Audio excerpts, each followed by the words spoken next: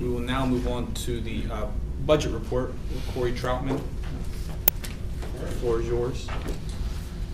Well, I think I've given commissioners sort of an outline summary, sort of where we're at. So we started quite a few months ago with departmental requests submitted. So what I've given is sort of a summary of what the department requests have been. And I have a listing of options that I just need to get some guidance as to how you want to proceed to balance the budget for this year. So the departmental revenues or expenditures that were requested were about $83 million. This is general fund, just general fund. All the other funds were balanced.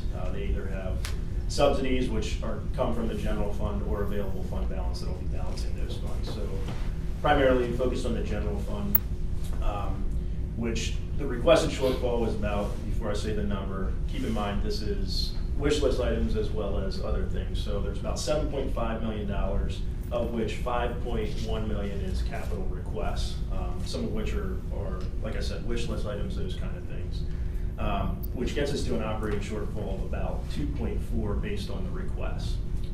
What I'm proposing are the options that we have to close that shortfall. So there are a number of things that I've identified through the meetings with the departments. The first of which, generally when we close a budget gap, we're really dealing with three types of issues: increasing revenues, reducing expenditures, and that sort of gets broken down into keeping services at their same level, as well as potential service cuts, and then use of fund balance, if you will. So on the increase of revenue side, there's about $947,000 of revenue that we can increase that wasn't budgeted previously, net of some of the expenditures that will be added. And that's primarily related to a couple things. The first was the transfer from offender supervision that normally occurs to cover the cost of probation, as well as the requesting to cover the cost of additional collections individuals to try and go after those fines and costs.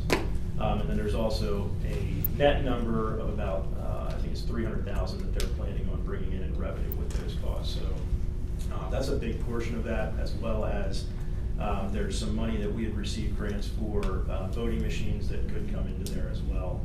And then there's another $200,000, about $200,000 based on the revised assessed values that I got from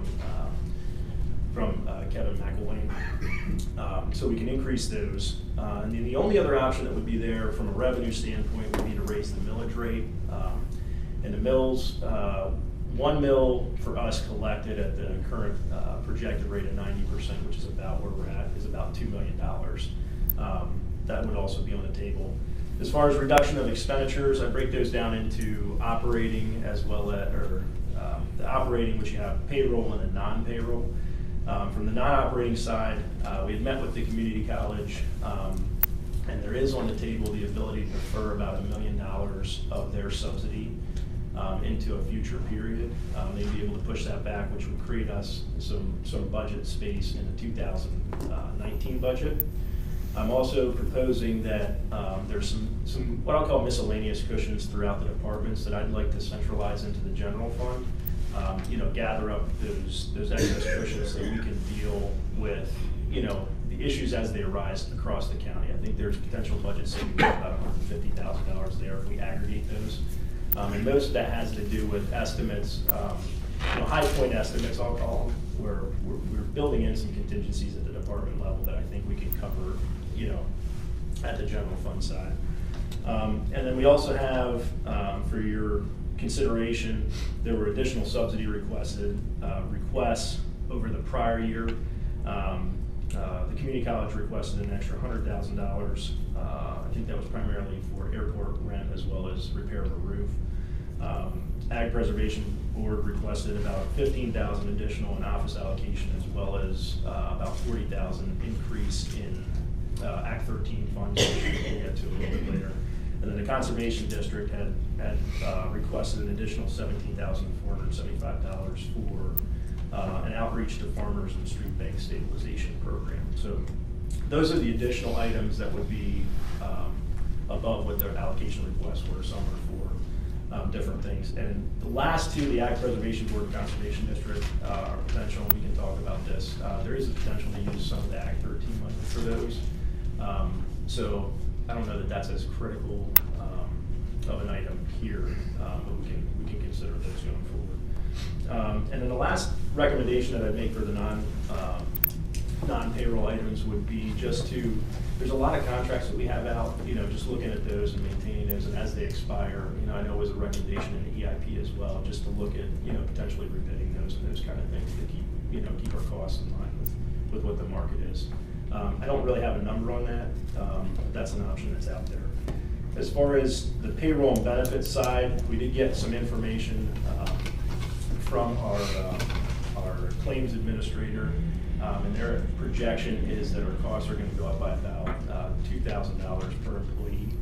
We had built in some cushion into the budget initially, but there will be somewhat of a shortfall there over what we're currently paying. As far as the staffing goes, I know we're in a lot of negotiations with the union, so my recommendation there would be to, unless positions are funded through the non-general fund, I'd probably hold off on approving any of those at this point. So if they're funded through non-general fund, use CYS, would that be a non-general fund, even though We'd have to a percentage look at, of it will be coming out of general? As long as it can be carried without significant voting in the general fund, yeah. And there's a number of open positions as well that I would probably delay in filling until we know where we're at with the union negotiations. So those are the two things that I would recommend at this point until we get a little bit more clarity there. And then from a capital side, there was 5.1 million requests. What I'm going to recommend to the board is that we look at what we can utilize those Act 13 funds for, try and maximize the use of those. Projection is we have about 1.6 available now to spend. I think there's probably another 300, that's probably a conservative estimate, that'll come in next year. So I think we'll be at about 1.9 million, so we can look at the high priority items, and that doesn't necessarily need to happen today, but for budgetary purposes, I think we budget those. And then I'm gonna recommend that we put another $1 million of fund balance, set it aside for additional capital or other items that might come up, which would be a reduction of last year's budget. We budgeted about 1.7 million of fund balance. This would be a reduction that is sort of going in the right direction.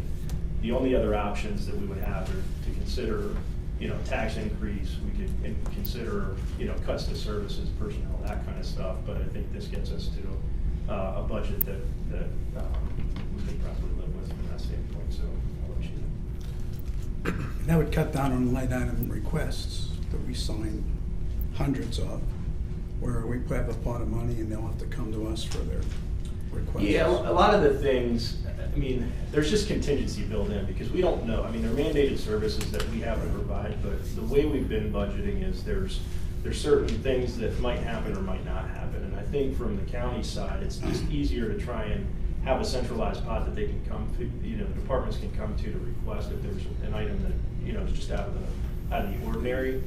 And the county can control that on that side rather than trying to go back and figure out which departments to take it from later on. That doesn't make a whole lot of sense to me. Yeah, there's always that department.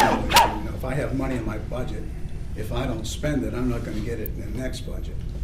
Yeah, and we want to be cognizant. We want to fund what is necessary, and the discretionary things we should be considering on a regular basis. But there's not a whole lot of that. I think there's about $300,000, which I think in total there's about $450,000. I think we can reduce that, so we have a decent cushion, about $300,000 or somewhere in that ballpark. The first thing I would like to touch base on is the payroll and benefits 2 and 3. I would be in favor to start denying any unfunded staff until union agreements reached, and also a hiring freeze on all open positions. Okay. I know that decision probably needs to be talked about and made, unless obviously there are mandated such as 911 and jail staffing needs. So I would be in favor of doing that. Yeah, I agree. I would also. Just a shame that we didn't have that conversation last week because there were 3 new positions opened and signed for. And that was discussed, and that was brought up here for the unbudgeted revenue that those positions are going to, if you want to touch base, before those positions were open, there was discussed with Corey Troutman about these positions. They need those positions to bring in that additional $700,000 in revenue, So correct? those are effectively, I'd call them funded positions. That's the money that'll be transferred. There's restricted monies that are available that wouldn't have been transferred otherwise. And that would be 2 in adult probation and 1 in clerk of courts, is that, I believe? I believe that's the rate. Tammy, is that right? That'd be 3. And what's the ballpark generation of funds? The estimate was about $300,000 of revenue, and I think the estimate of expense was about 207. So there is a little bit of wiggle room there. Excess revenue that it would bring in. So I keep hearing the requests that come in that if we hire these 3 positions, it'll bring in an additional $750,000. And yet we did the early retirement and we're back past that right now. And so that is something that we have to be a little more strict on. Nobody checks to see if they actually do bring in that 750,000. So I agree that we need to not close those positions and be very conscious of new hires. I that'll be think a next- that's something we're going to have to watch throughout the next years. Yeah. If that money's not brought in 2019, those positions are potentially From going a to have to budget be cut. monitoring standpoint, the revenue we'll have to stay on top of. If we're not meeting those, we'll have to have a different discussion. Because that's sort of the premise that those are coming in on. So.